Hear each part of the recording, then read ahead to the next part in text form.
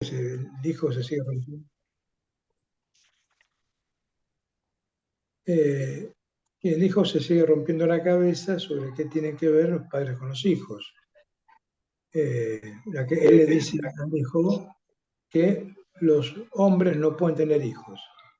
Fíjense ahí la capitulación que hay de su posición y qué relación tiene esto, estas palabras del padre y la fobia de Juanito, ¿sí? Cuando tiene que hacer intervenir la castración bajo la forma imaginaria de los caballos desbocados, ¿sí?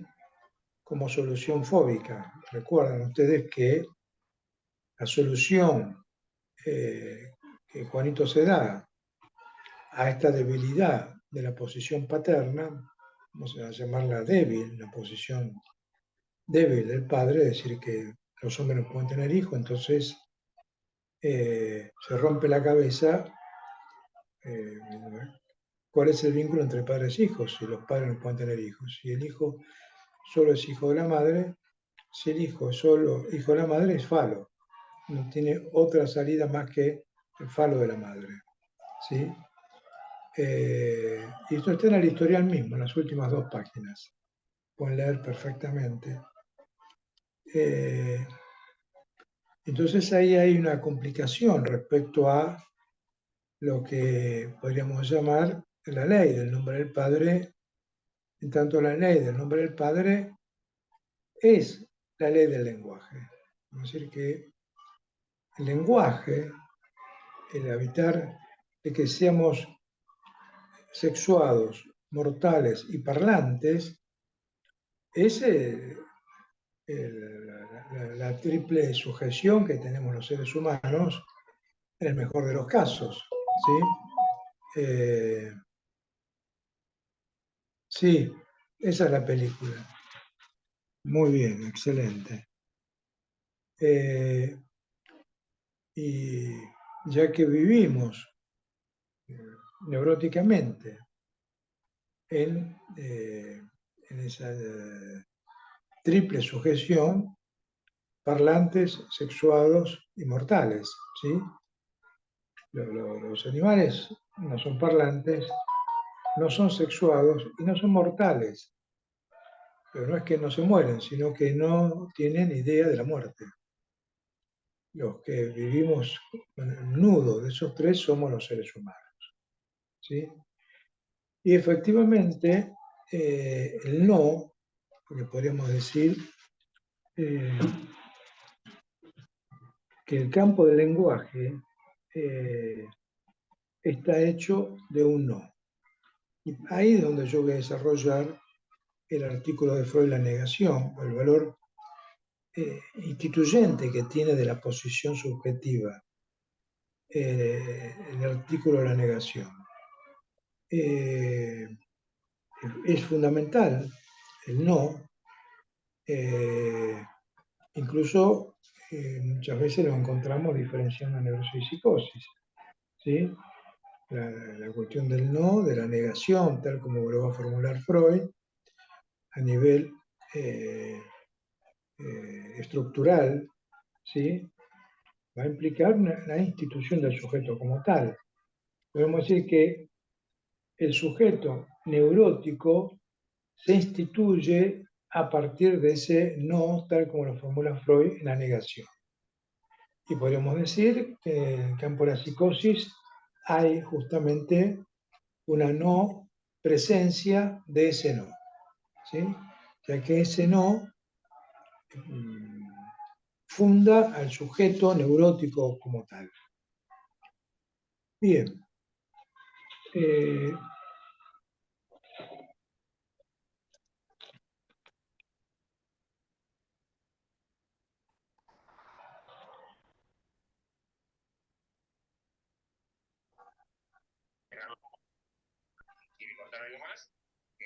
sí.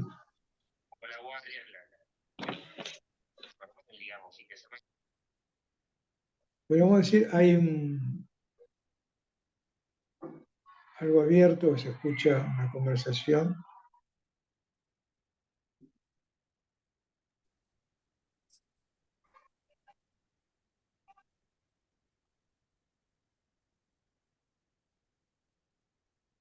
Vamos a ir ahora a un párrafo muy importante de esta clase, la clase 4.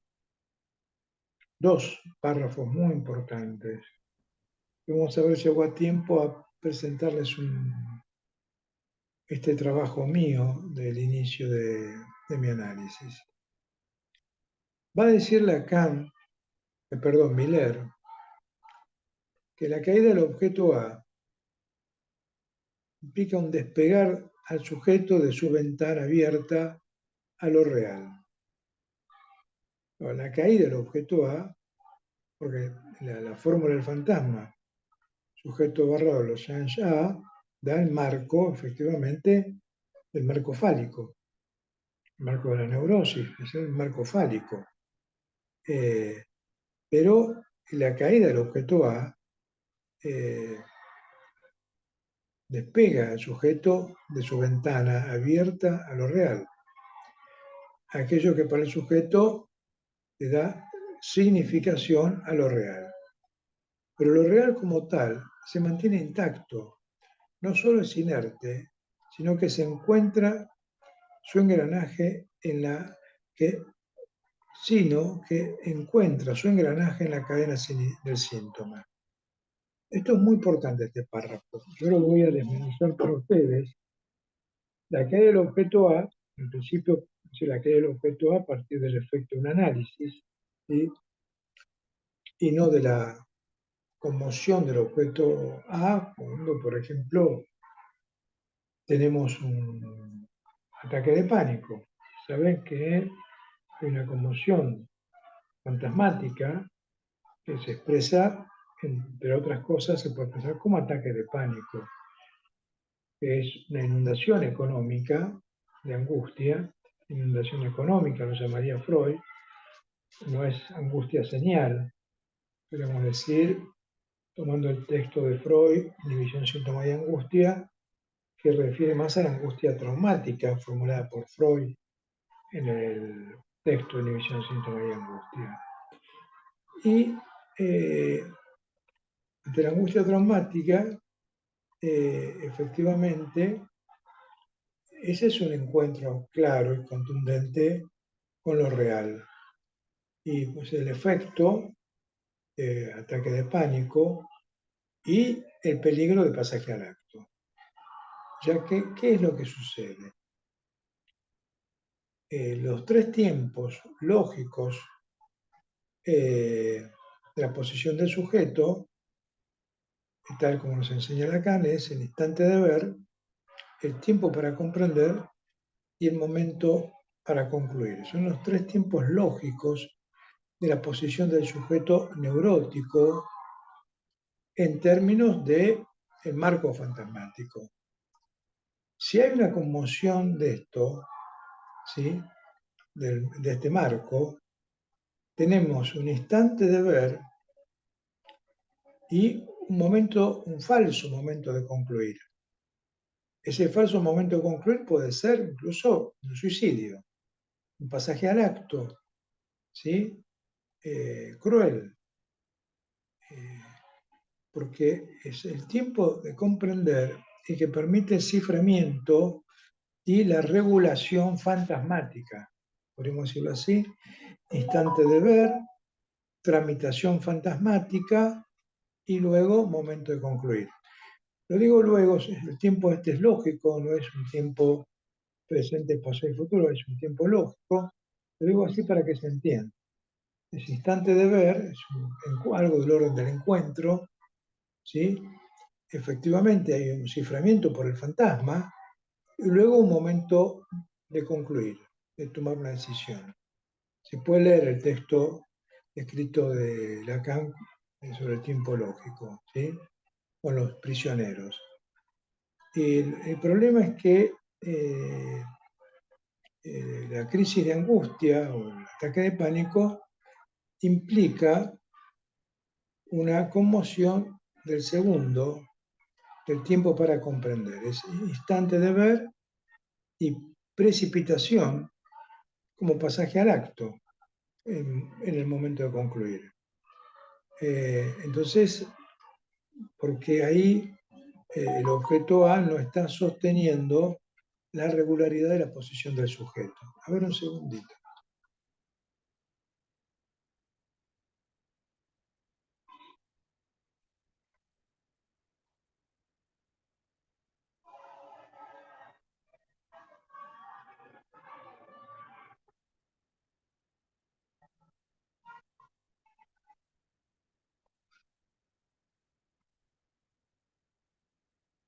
Un segundo.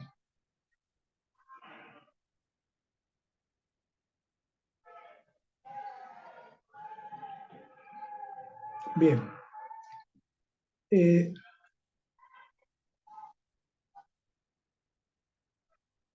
Entonces leo con esta introducción este párrafo del curso de la clase 4. La caída del objeto A implica el despegar del sujeto de su ventana abierta a lo real, aquello que para el sujeto le da significación a lo real. Pero lo real como tal, sí, ya no la significación, sino lo real como tal, se mantiene intacto. No solo es inerte, sino que encuentra su engranaje en la cadena del síntoma, con TH, del síntoma. ¿Sí? Entonces, ¿qué implicaría el pase como formulación de Lacan respecto a los finales de análisis? El pase se va a poner en juego y es absolutamente necesario, sin esto no habría pase, hacer estallar y atravesar el velo del fantasma. Y dice Miller, acá lo estoy leyendo, en el pase se trata de delimitar dónde reside lo imposible para el sujeto. Y lo imposible admite ser demostrado. Un nuevo pase, lo de lo real, que se demuestra. Digamos, en mi caso singular, es el momento, este se produce en un sueño, creo que ya se ha relatado esto, se produce en un sueño. Primero estuvo el atravesamiento del fantasma, ¿sí? Del sacrificado, el goce del sacrificio. Hubo una conmoción de esto a partir de un comentario que hace mi mujer. Luego de esta conmoción aparece el encuentro con una escena, pequeñísima escena aislada, que podríamos decir ese aislamiento era el núcleo de toda la estructura neurótica. Podríamos decir que toda la construcción neurótica, en mi caso, estaba sostenida en el aislamiento de esa pequeñísima escena de 1 minuto de duración. Toda la estructuración del sujeto, la posición fantasmática, su relación con el superyo, todo estaba fundado sobre el aislamiento de esa pequeñísima escena, que duró 1 minuto y medio como máximo, no más. Pero es una escena donde tiene que ver con la madre. No hay como madre, sino como mujer y gozando como mujer con otro hombre, que no era el marido. Esa pequeña escena, aislada, como el método, la defensa del aislamiento, como lo va a formular Freud en División, Síntoma y Angustia, una vez que se produce el encuentro con esa pequeñísima escena, o sea, cae la defensa de aislamiento, se va a producir el sueño, y en ese ensueño se va a producir, ahí sí, el atravesamiento del fantasma y el encuentro con lo traumático como tal. ¿Sí? como un nombre de lo imposible. Bien. Yo quiero leerles las condiciones para esta clase. Me gustó, me dio ganas, no sé, yo no recuerdo si lo he trabajado con ustedes, ya que es algo que yo escribí para Italia, para la escuela italiana de la MP. No sé, algunos, Gerardo, ¿vos recordás Me parece que no. que no? Bueno, pues me parece muy interesante para hoy, lo pensé antes de pasar a la clase de quinta, que la vamos a trabajar después que Gerardo Batista presente él un trabajo muy interesante en la próxima reunión. Bueno, esto les voy a leer, porque viene muy acorde con lo que estamos desarrollando en este momento. Eh, Perdón, ¿me están siguiendo lo que estoy diciendo? Ya que no tengo... Sí. ¿Están Sí, siguiendo? Bueno, lo que voy a leer se llama de la mortificación al agujero. Digamos, efectivamente podríamos decir de un sujeto neurótico con una relación muy importante con la mortificación subjetiva, neurótica, al encuentro con el agujero. Esto que acabo de formular recién, ¿no? Tiene que ver con el inicio de mi último análisis, no con el final, sino con el inicio. Después de 2 tratamientos psicoterapéuticos que tuvieron una conclusión penosa, esto es en mi caso, fueron 2 tratamientos desgraciados realmente. El primero alimentando el amor al padre y la hazaña obsesiva, y el segundo guiado por la creencia en la mujer, mayúscula. O sea, los dos fueron realmente resultados penosos. Claramente se puede observar cómo esos 2 analistas guiaban la cura desde sus posiciones fantasmáticas. En un caso, una obsesión y en otro caso, una histeria en los analistas. La tercera experiencia, que sí puedo denominar la psicoanálisis, se inició en un estado de gran depresión y la salida de esa depresión se fue produciendo a partir de la posición silente, silenciosa y cauta del analista. En esos momentos se estaba creando la EOL y la Asociación Mundial de Psicoanálisis. Una parte del grupo al que yo pertenecía, aún siendo parte del campo freudiano, se negó a dar el paso. En ese marco, viajó solo a París por primera vez para asistir a un encuentro internacional. Y me encuentro con un informe de un cártel del pase. Lo aclaré que viajé solo, no en el conjunto de todos los miembros que viajaban, sino solo, yo no era miembro de la escuela. El impacto, el encuentro con el cártel del pase, fue decisivo. Recuerdo que saliendo del salón inmediatamente donde eso estaba ocurriendo, me dije a mí mismo, acá se está haciendo lo que hace años decimos que hay que hacer. Volví a Buenos Aires con una decisión tomada, solicitar el ingreso a la escuela. Produje el acto, pedido de entrar en la escuela, y fui sancionado en el cargo universitario. fui expulsado como profesor adjunto de 2 cátedras. Esa sanción tan violenta para mí no me hizo retroceder, pero me produjo una gran angustia y episodios depresivos.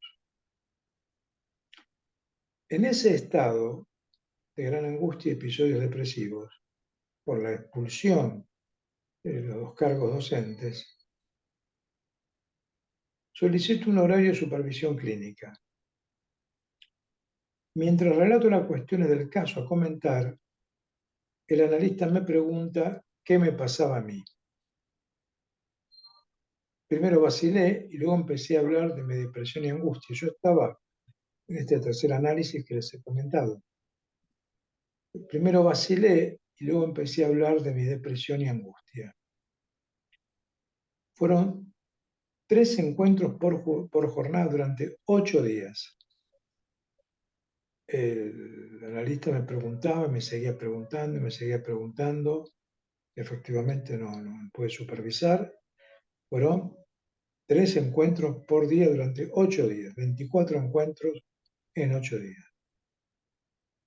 Era una situación muy extraña, porque yo estaba en el otro análisis.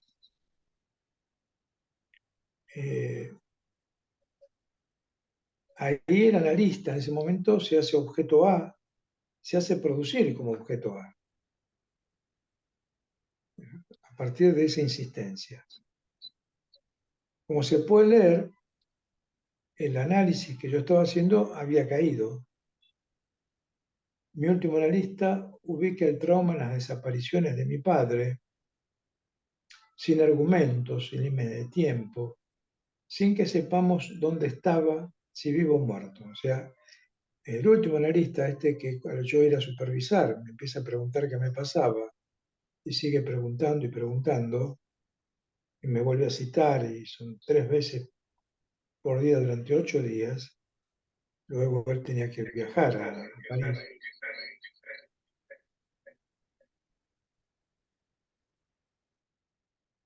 No sé si alguien quería preguntar.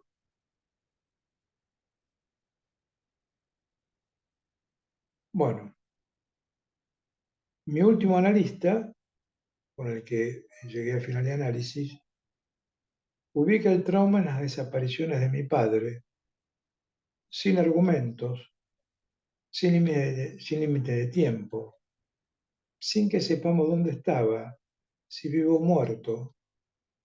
Y en la última entrevista con él, me preguntó, llamándome por mi nombre de pila, si puedo ir a París para continuar, y agrega: anote mi dirección y teléfonos, así sabrá dónde ubicarme. Frase que se dirigió directamente al trauma, incluso en sus 2 tiempos, como daré cuenta. Esta frase del analista se dirigió a los 2 momentos del trauma en mí.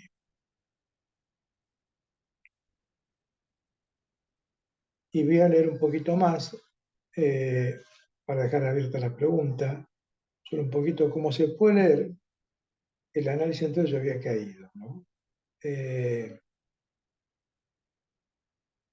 Como lo formulé en mi primer testimonio, mi abuelo paterno había querido asesinar a mi padre cuando éste tenía 13 años por una travesura en el colegio. Lo valió de lado a lado y le dejó 2 cicatrices de por vida. Al nacer yo, por cultura familiar, debía llevar obligatoriamente el nombre de mi abuelo paterno. Pero mi padre se niega y estoy 20 días sin nombre. Mi abuela materna toma la decisión de ponerme mi nombre, Osvaldo.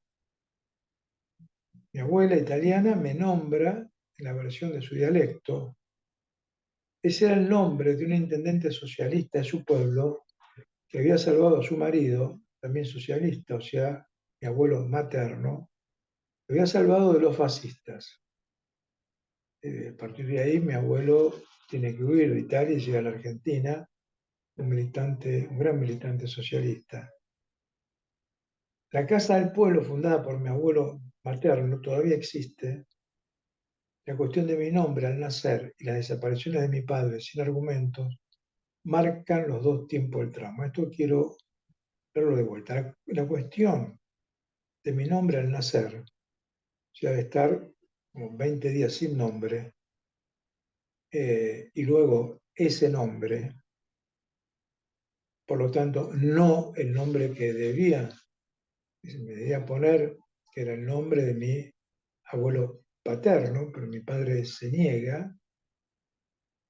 Mi padre se niega a ponerme ese nombre, que fue fundamental, negarse a ponerme el nombre de su padre, que era alguien que lo había querido, lo valió, lo había querido matar. Hubiera sido una catástrofe en mi existencia si mi padre me hubiera puesto ese nombre. Hubiera sido terrible. Pero no terminaban de ponerme el nombre y finalmente es mi abuela materna la que pone un nombre valioso, vamos a decir así, el nombre de mi abuelo materno. De él, no de mi abuelo materno, el nombre de el intendente de su pueblo que había hecho, que también era socialista, había logrado que mi abuelo se salve de ser asesinado por los fascistas, como fundador de la Casa del Pueblo. La cuestión de mi nombre al nacer y las desapariciones de mi padre sin argumentos marcan los dos tiempos del trauma, ¿no? La cuestión del nombre y las desapariciones de mi padre sin argumento, sin aviso, de un día para otro uno se despertaba y no estaba, y podía aparecer al otro día, a la semana, al mes, al año. Durante mi último análisis, mi analista vociferó muchas veces mi nombre de pila al producir una intervención jaculatoria. Muchas veces el analista, al intervenir con la intervención jaculatoria, con ese grito tremendo, comenzaba la intervención gritando mi nombre, Osvaldo. ¿Sí? Ahí hay una cuestión muy importante que tiene que ver con la intervención jaculatoria en su relación con lo real. Eh, eh, Leo un poquito más y dejo para las preguntas. El analista en principio leyó en mi semblante de angustia y dolor psíquico demanda. Leyó la demanda. Yo no dije en ningún momento que quería tener una sesión. Indudablemente, mi semblante implicaba la angustia, el dolor psíquico y tenía estatuto de demanda. Es muy importante esto, porque lo que leyó no fue una palabra, leyó el semblante. La leyó y produjo el acto de preguntarme qué me pasaba. Esto hizo entrar la pulsión a la transferencia, en tanto extracción del objeto y nombrar cuál era el trauma. Lo ligó a la transferencia. ¿De qué manera? Citarme en París y dándome los datos de su domicilio y dijo para que yo pueda encontrarlo. Esto puede resonar como una cuestión paterna, ¿no? De que darme el domicilio para que yo pueda encontrarlo. Pero eso fue una operación crucial. Podríamos decir una lectura débil. Puede tomar esto como una posición paterna por parte del analista. Sin embargo, no tiene que ver con una cuestión paterna, tiene que ver con una operación respecto a los dos momentos del trauma. Ese es el punto crucial, ¿no? Porque a veces lecturas débiles, alguien me ha comentado, ¿no? Como si el analista se quisiera poner en el lugar de un buen padre. No se trataba de eso, se trataba de una operación respecto a los dos tiempos del trauma. Esto anudó el nudo imaginario, simbólico y real, y el analista como cuarto nudo, como sintón. Ahí no es que el analista se produjo como un padre sustituto, para decirlo así, sino como síntoma, anudando real, simbólico e imaginario. Se trató del estatuto riguroso de las coordenadas sintomáticas. Debo aclarar que durante esos 8 días, cada vez que salía de un encuentro con el analista, tenía conmoción temporoespacial, momentánea. No sabía qué día era ni qué hora era. Los registros espaciales y temporales eran afectados en cada sesión. Esto puede ver de que no se trata de una operación desde el nombre del Padre, lo que realiza el analista. Ya que las intervenciones producían conmoción espacial y temporal, no sabía en qué calle estaba ni qué hora era, ni tenía idea de qué día era, ni qué hora era, ni en qué lugar estaba, siendo que era Buenos Aires. Bueno, voy a dejar por hoy esto para que me puedan preguntar y aclarar las cosas que sea necesario aclarar. En todo caso, después de, voy a ver, después de la exposición de Gerardo Batista en la próxima, eh, voy a tomar la segunda parte de este escrito y lo voy a ver si voy a referir al artículo de Freud, La negación, ¿sí? Me parece de una rigurosidad y un valor clínico muy importante. Bueno, vamos a las preguntas, si hay preguntas. Primero me gustaría que se me pueden decir si se pudo seguir, porque la cuestión por Zoom, al no ser presencial, pierdo la posibilidad de tener registros de si se pudo seguir la exposición, si no, si resultó clara, resultó confusa, si qué cosa les aportó.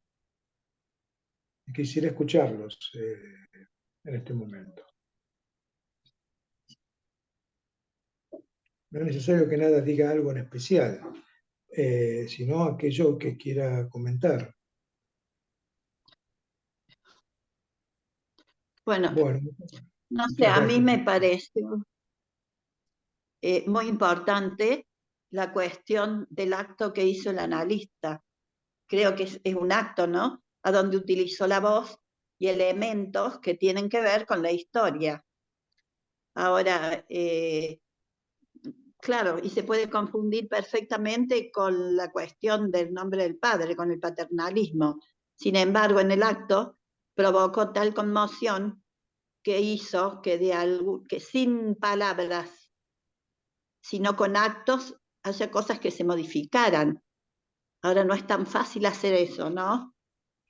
Sí, porque no se produjo como a sí mismo, no se produjo como en relación a encarnando el nombre del Padre, sino como síntoma.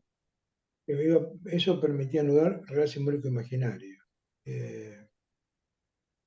A mí me llamó la atención lo que vos marcás de que leyó en tu semblante, ¿no? Sí, Porque uno tiene como más la idea de que es a partir del discurso que trae el paciente. Y en este caso es a partir del semblante. Me parece claro, interesante. sí, la gran angustia en el semblante, ¿no? Yo había ido a supervisar un caso clínico. Mm. Incluso tenía mi cuaderno con las anotaciones del caso clínico que quería supervisar, pero indudablemente estaba en un momento de una enorme angustia, Sí, eh, me porque parece había esto de... recibido un golpe Mm. en algo muy valioso por mi historia, en la cuestión docente de la enseñanza, y había sido un golpe tremendo.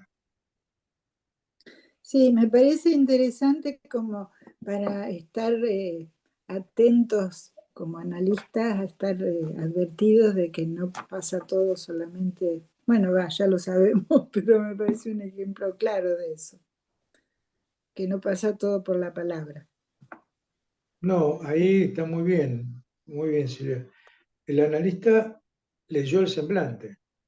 Mm, Probablemente tendría ahí un aspecto, yo, la cara, mi mirada, estaba en un momento durísimo de angustia, eh, y lo que hizo fue, leyó, pero no una palabra, sino leyó el semblante, mm, efectivamente, y ahí la pregunta de qué me pasaba a mí. ujú, Eh, eh, Más allá de el argumento de la supervisión. En verdad, eh, mi semblante implicaba el dolor muy grande por el que atravesaba, y también mi semblante implicaba, había una demanda en ese semblante, una claro. demanda inconsciente, pero una demanda dirigida a ese analista. En ese momento, una demanda inconsciente. ¿No? Yo en ningún momento había pensado en pedirle una entrevista analítica para mí. Eh, no era algo que hubiera razonado, para decirlo así. Sin embargo, había una fuerte demanda inconsciente, eh, y el analista leyó el dolor, la angustia, el pesar y la demanda.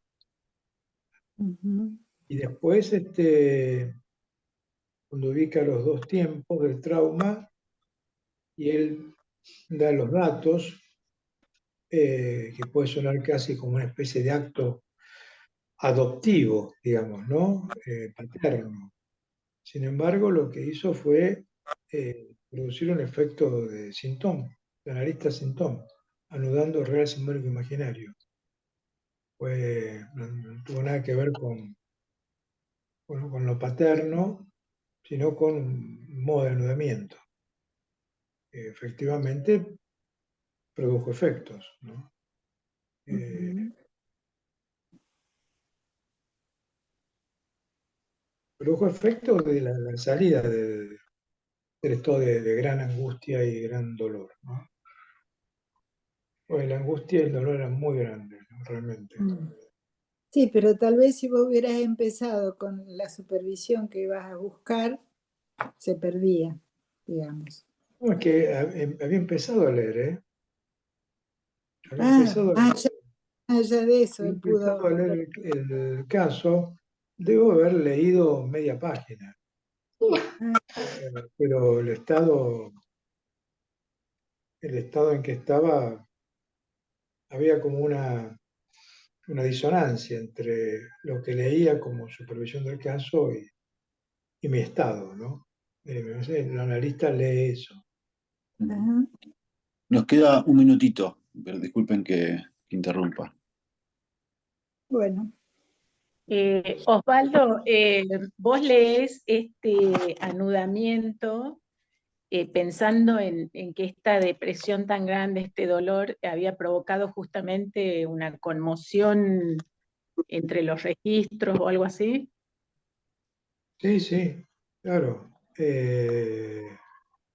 Porque como lo que decías al principio, esta conmoción en el sujeto. sí, porque